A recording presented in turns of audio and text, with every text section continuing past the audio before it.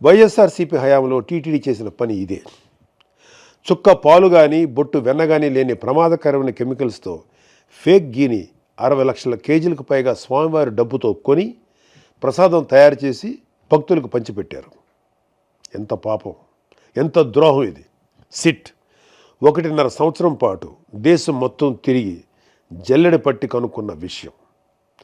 పాలు వెన్న ఏమాత్రం లేకుండా పూర్తిగా కెమికల్స్తో, రకరకాల ఆయిల్స్తో, చెత్త ఎసెన్స్లతో తయారైనటువంటి నెయ్యిని స్వామివారి ప్రసాదమైన తిరుమల లడ్డూకి వాడారు.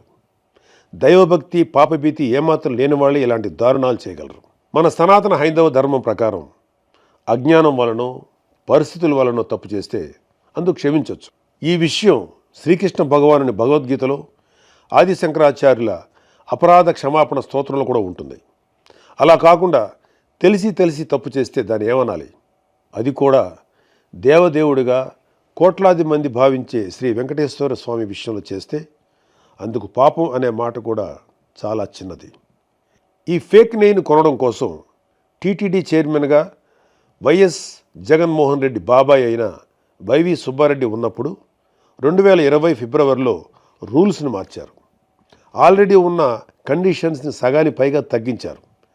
అనర్హులైన ఈ ఫేక్ గీ సప్లయర్ బ్యాచ్ని అర్హుల్ని చేయడం కోసం తొక్కాల్సిన అడ్డదారులన్నీ తొక్కారు. ఇలాంటి వెధవ ఫేక్ సప్లయర్స్కి వీళ్ళు పెట్టిన పేరు వర్చువల్ డైరీ. ఇవి దొంగ డైరీలు. బినామీ పేర్లతో రకరకాల రాష్ట్రాల్లో ఆపరేట్ చేస్తూ ఉంటాయి. ఒక దగ్గర ఒక పేరుతో బ్యాన్ అయితే ఇంకో పేరుతో కొత్త అవతారం ఎత్తుతారు. అచ్చంగా జగన్ కంపెనీలో పెట్టుబడులు పెట్టిన దొంగ సూట్ కేసు కంపెనీల్లాగా.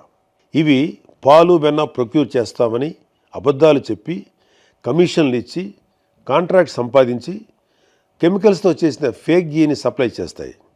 మరొకసారి గుర్తు చేస్తున్నా, ఇవేవి నేను ఇంకెవరో పుట్టించిన మాటలు కాదు. సాక్షాత్తు సిట్ 36 మందిని నేరస్తులుగా చెప్తూ వేసిన ఛార్జ్ షీట్లో ఉన్న విషయం.